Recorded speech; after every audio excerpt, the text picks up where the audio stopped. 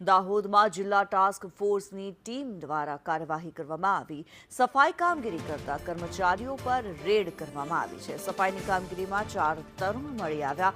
જિલ્લા ટાસ્ક ફોર્સની ટીમે કાર્યવાહી કરી આ તરુણોને મુક્ત કર્યા છે। સફાઈની કામગીરીની એજન્સી સામે કાર્યવાહી કરવામાં આવી છે।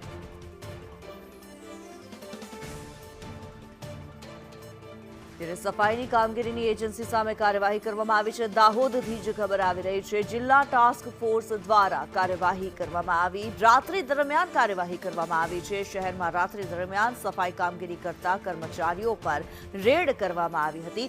શહેરના 3 અલગ અલગ વિસ્તારોમાં ટીમ બનાવીને રેડ કરવામાં આવી। સફાઈની કામગીરી દરમિયાન 4 જેટલા તરુણ પણ મળી આવ્યા છે। જિલ્લા ટાસ્ક ફોર્સ દ્વારા આ તરુણોને કાર્યવાહી કરતા મુક્ત કરી દેવામાં આવ્યા છે। પાલિકા દ્વારા ચાલતી સફાઈની કામગીરીની જે એજન્સી છે તેની સામે કાર્યવાહી કરવામાં આવી છે। ત્યારે સફાઈ કામગીરી કરતા કર્મચારીઓ પર રેડની કાર્યવાહી જિલ્લા ટાસ્ક ફોર્સની ખૂબ જ મહત્વપૂર્ણ આ કાર્યવાહી, જેમાં 4 જેટલા તરુણો કામગીરી કરતા મળી આવ્યા હતા અને તેમને મુક્ત કરવામાં આવ્યા છે। ત્યારે સફાઈ કામગીરી કરતા જે કર્મચારીઓ છે તેમના પર રેડ કરવામાં આવી હતી। જિલ્લા ટાસ્ક ફોર્સે દાહોદમાં સફાઈ કામગીરી પર રેડ કરી હતી।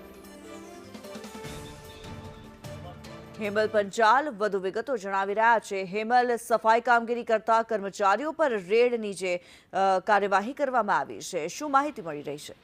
ચોક્કસ કિનારી વાત કરીએ તો દાહોદ જિલ્લાની અંદર રાત્રિ દરમિયાન નગરપાલિકા દ્વારા સાફ સફાઈ કરવામાં આવતી હોય છે। તેને પગલે દાહોદ જિલ્લાની ટાસ્ક ફોર્સ છે તેના દ્વારા રાત્રિ દરમિયાન જે કામગીરી કરતા સફાઈ કર્મચારીઓ પર રેડ કરવામાં આવી હતી, જેની અંદર શહેરના અલગ અલગ 3 જેટલા વિસ્તારોની અંદર ટીમ બનાવી અને રેડ કરવામાં આવી હતી, જેની અંદર સફાઈની કામગીરીની અંદર 4 જેટલા તરુણ જે છે તે મળી આવ્યા છે, એટલે બાળ મજૂર છે તેની અંદર મળી આવ્યા હતા, જેને પગલે જિલ્લા ટાસ્ક ફોર્સ દ્વારા કાર્યવાહી કરવામાં આવી હતી અને તે કરીને બાળકોને મુક્ત કરવામાં આવ્યા હતા। ત્યારે પાલિકા દ્વારા ચાલતી સફાઈની કામગીરીની એજન્સી સામે પણ અનેક સવાલો ઉઠ્યા છે કે જે બાળ મજૂરોને એક તરફ સરકાર કાયદો ઘડી રહી છે કે બાળ મજૂરોને નહીં રાખવા એને પગલે, પરંતુ ક્યાંક ને ક્યાંક સરકારી તંત્ર જે છે તે બાળ મજૂરોને નાખતા અનેક સવાલ પણ અહીંયા ઉભા થાય છે।